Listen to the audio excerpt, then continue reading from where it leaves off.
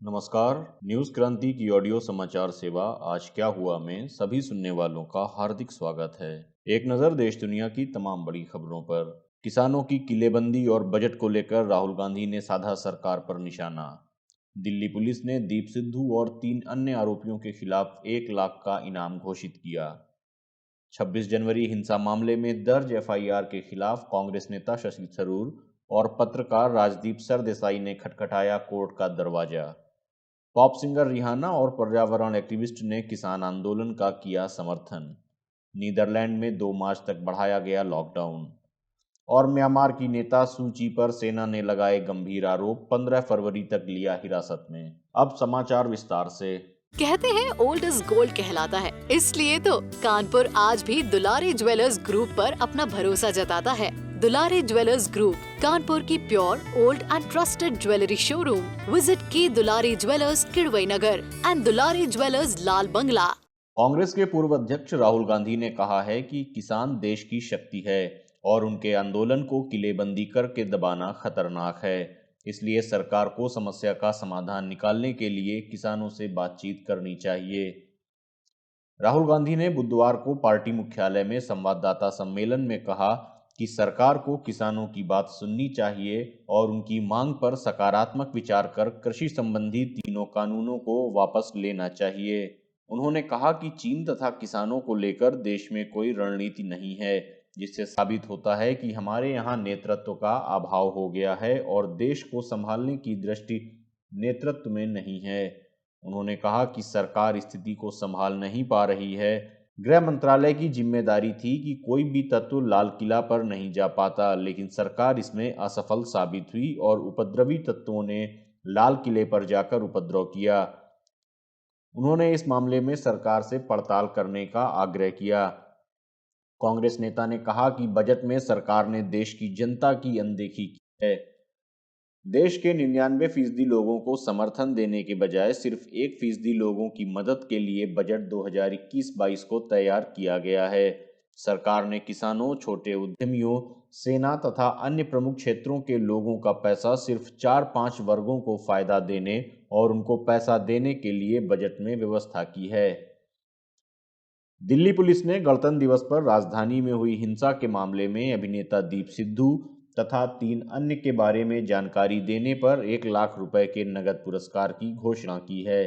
Police के एक अधिकारी ने बुधवार को बताया कि लाल किले में झंडा लगाने या इस कृत्य में शामिल होने के मामले में दीप सिद्धू, जुगराज सिंह, गुरजोत सिंह और गुरजंत सिंह पर 1 लाख रुपए के नगद इनाम की घोषणा की गई है। पुलिस ने बताया कि इनकी पहचान सीसीटीवी और वीडियो क्लिप्स के आधार पर की गई है। उन्होंने कहा कि कथित तौर पर प्रदर्शनकारियों को भड़काने पर बूटा सिंह, सुखदेव सिंह, जगबीर सिंह और इकबाल सिंह पर भी 50-50 हजार रुपए के नगद इनाम की घोषणा की गई है। गौरतलब है कि केंद्र के 3 नए कृषि कानूनों को वापस लेने की किसान संगठनों की मांग के समर्थन में 26 जनवरी को किसानों ने ट्रैक्टर परेड निकाली थी और इस दौरान किसानों और पुलिस के बीच हिंसक झड़प हुई थी। इस झड़प में कुछ प्रदर्शनकारी लाल किले तक पहुंच गए थे और उन्होंने वहां की प्राचीर पर किसानों के झंडे और एक धार्मिक झंडे को फहराया था। कांग्रेस सांसद शशि थरूर और पत्रकार राजदीप सरदेसाई समेत कई वरिष्ठ पत्रकार गणतंत्र दिवस की हिंसा पर किए गए ट्वीट्स मामले में दिल्ली और हरियाणा में उनके खिलाफ दर्ज एफआईआर में राहत मांगने के लिए उच्चतम न्यायालय की शरण में चले गए हैं। देशद्रोह, शत्रुता को बढ़ावा देने और आपराधिक साजिश रचने के आरोपों के तहत शशि थरूर और राजदीप सरदेसाई, मृणाल पांडे, जफर आगा, परेश नाथ, आनंद नाथ और विनोद के जो समेत वरिष्ठ पत्रकारों के खिलाफ मामला दर्ज किया गया है। आरोपियों की ओर से दायर याचिका में कहा गया है कि एफआईआर दर्ज कर अनुच्छेद 21 के तहत उनके जीवन और व्यक्तिगत स्वतंत्रता के अधिकार और अनुच्छेद 19 के तहत बोलने और अभिव्यक्ति की स्वतंत्रता का उल्लंघन किया गया है।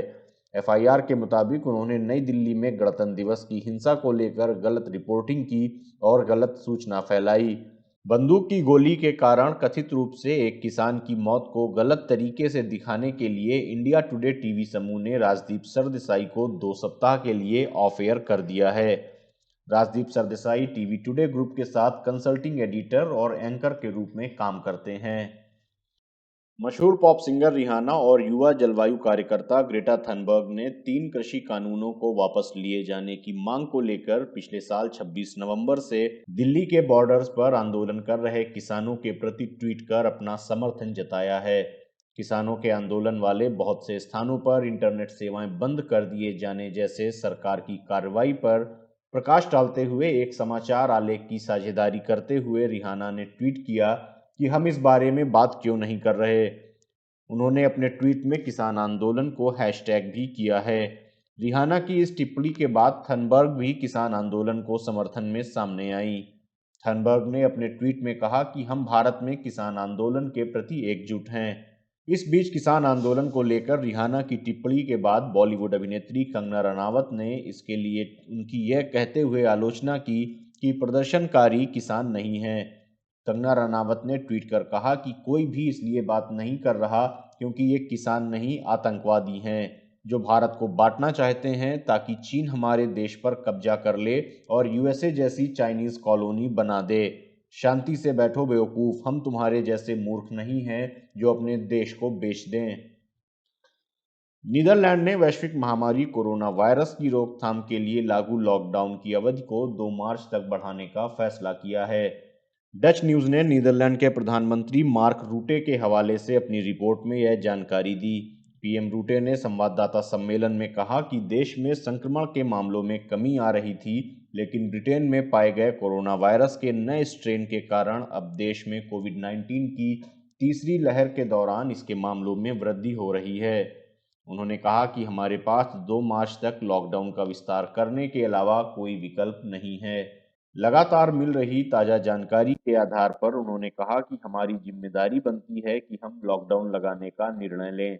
उन्होंने कहा कि लॉकडाउन की अवधि बढ़ाए जाने के फैसले की 23 फरवरी को समीक्षा की जा सकती है। म्यांमार की लोकतांत्रिक रूप से निर्वाचित नेता आंग सान सूची पर बुधवार को पुलिस ने कई आरोप लगाए। इसके साथ ही उन्हें 15 फरवरी तक हिरासत में भी ले लिया गया। सूची पर आयात और निर्यात कानूनों को तोड़ने और गैर कानूनी ढंग से संचार उपकरण रखने का आरोप है। उनके घर से कथित तौर पर अवैध रूप से आयात किए गए वॉकी टॉकी भी बरामद किए गए हैं। सूत्रों के अनुसार सूची को कहां ले जाया गया है उसका अब तक पता नहीं चल सका है। कुछ रिपोर्टों में कहा गया है कि उन्हें नेपियाता स्थित उनके निवास स्थान पर रखा गया है। सूत्रों ने बताया कि सूची के साथ राष्ट्रपति विन मिंट पर भी कोविड-19 महामारी के दौरान सभाओं पर प्रतिबंध लगाने के नियमों का उल्लंघन करने का आरोप लगाया गया है और उन्हें 2 सप्ताह के लिए हिरासत में भेज दिया गया है। गौरतलब है कि 1 फरवरी को सेना द्वारा तख्तापलट के बाद से ना तो राष्ट्रपति और न ही सूची सामने आई हैं। सेना ने 8 नवंबर को हुए चुनाव में धांधली का आरोप लगाते हुए सत्ता को अपने हाथ में लेने के जनवरी माह में ही संकेत दे दिए थे। इस चुनाव में सूची की party national league for democracy ने चुनाव जीता था। सेना ने सूची, मिंट और देश की सत्ताधारी पार्टी के कुछ सदस्यों को तख्तापलट के दौरान हिरासत में लिया था। कहते हैं ओल्ड इज गोल्ड कहलाता है, इसलिए तो कानपुर आज भी दुलारी ज्वेलर्स ग्रुप पर अपना भरोसा जताता है। दुलारी ज्वेलर्स ग्रुप, कानपुर की pure old and trusted jewellery showroom. Visit की Dulari jewellers Kidwai Nagar and Dulari jewellers Lal Bangla. आज क्या हुआ में ये थी देश दुनिया की तमाम बड़ी खबरें। अन्य खबरों व विस्तृत समाचार के लिए आप newskranti.com पर लॉगिन कर सकते हैं। न्यूज़ क्रांति से आप अलग अलग social media handles Facebook, Twitter, YouTube और इंस्टाग्राम पर भी जुड़ सकते हैं। न्यूज़ क्रांति से जुड़े रहने के लिए धन्यवाद। शुभ रात्रि।